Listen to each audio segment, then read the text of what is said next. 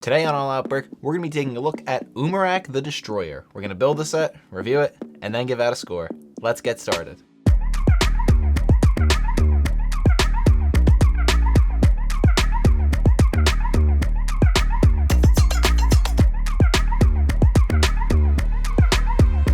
Hey everyone, I'm Christian from All Out Brick. Welcome to another Matanui Monday. As always, the best way to tag along is to subscribe and turn on notifications. This week, we're going to be building Umarak the Destroyer, which was not only the largest set released during the 2016 line, he's of course our main villain, but he's also the largest G2 set that was released. After being mutated by the Mask of Control, Umarak fell under the Makuta's powers and became known as the Destroyer. With his new powers, he raised the Shadow Horde, which we covered last week. Makuta sent him on a hunt for the pieces of the Mask of Ultimate Power to enable Makuta to escape the Shadow Realm. The packaging is the same size box that we saw for the Kopaka and Melum Unity set and continues the green hue theme for the 2016 villains, dropping Umarak in front of a Lion King looking background with an energized volcano of sorts. Hunched over in the background is Ikimu, who we're going to be diving into next week. The back of the box follows the standard G2 format with a few promotions for the other villains from this wave, a shout out on top for the included play features, and a brief comic strip showing off a battle with Ikimu. The first iteration of Umarak was absolutely spectacular. Going into this set for the Destroyer version of him, my two main hopes are that number one, I want it to stand out on its own as its own version of Umarak, but also I don't want it to taint the opinion that I currently have of Umarak the Hunter. So tricky balance there. Let's go ahead, complete the build.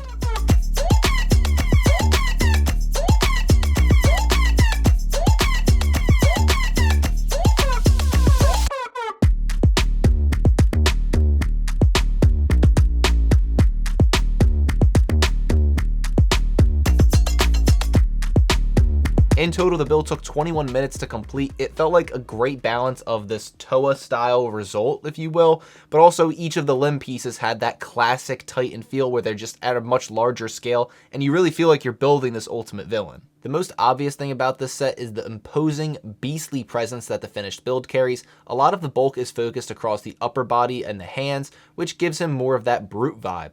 The color scheme has incredible pop to it, and I think works perfectly with the 2016 content. It wouldn't be my go-to blend, but the transparent neon pieces pair excellent with the remainder of the set, which is predominantly black or dark bluish gray. There's certainly a continuity to the set still being Umarak, and those callbacks are most blatant at the shoulders, where Shadow Trap pauldrons are used, at the legs, where the overall construction is just very similar to the style of the Hunter set, and at the chest, where they kept the hanging chain strand on his right side. Compared to Umarak the Hunter, I think this set does a fantastic job showing the storied transition of this character, and it looks great for that purpose, but if I had to pick between the two, I'd go with the Hunter just because that color scheme is utter perfection.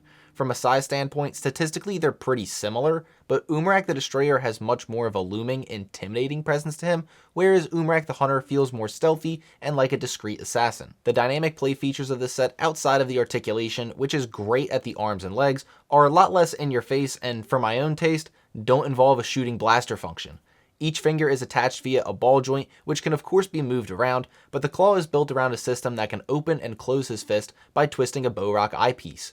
The waist also includes a gear system like we've seen for other sets that cause the upper body to twist back and forth. One place that there isn't articulation, which really there should be, is in the neck. The neck is boomed out by a Technic system, but that system is attached to the rest of the body with pins and has no ability to turn or tilt. You can wiggle it back and forth if you're actively playing with it, but in terms of posing your model for a shelf display, that's a big dud. Umarak's chest features two stickers that make up the additional detail, which is rare for G2. Typically, we've been getting printed chest pieces. I will say though, this chest piece is the same one that we got for the 2015 Onua set release, which also included stickers. If you're a veteran around here, you'll remember how much I appreciate when the backs of a Bionicle set have even just a single armor piece to help clean up that appearance. This set includes one chest plate at the lower portion of the back. I wish there was a second bit of armoring for the upper back, but I appreciate that we at least got something. This set includes the corrupted Mask of Control, which at first glance has some similarities to the Mask of Control, but is certainly a more beastly take on this mask with the exposed teeth, engraved defects, and glowing energy. I saw someone else refer to the transparent portions as looking like clown hair, and now I can't unsee it. Due to the bottom jaw on this set, you can't place the original Mask of Control onto the set, which would have been interesting to see just how much the mask contributes to the look of the set. If you want to add Umarak the Destroyer to your collection, you can expect to pay around $90 if you want to get him in used condition, and if you do want to make the jump to brand new sealed, at least $140, $150 to get him, but again, you might find a better deal, you might find a worse deal, it depends what's out there. In terms of a score, I'm going to give Umarak the Destroyer an 8.2, which sets him just below Umarak the Hunter. Still a really awesome set though. As the largest set for all of G2, Umarak the Destroyer does a very good job of making that part count worth the added price. Is it the best set for all of G2 or even better than Umarak the Hunter? No. But it's an incredibly imposing villain set that, alongside the elemental beasts, will serve as a very worthy opponent to the Toa and elemental creatures. So 8.2, that's your review. Thank you guys for watching. If you like this video, be sure to give it a thumbs up and subscribe to the channel to be the first to see all future content. Also be sure to follow along on the blog page for this set review, TikTok accounts, Instagram accounts, all the social medias. Until next time, stay bricking.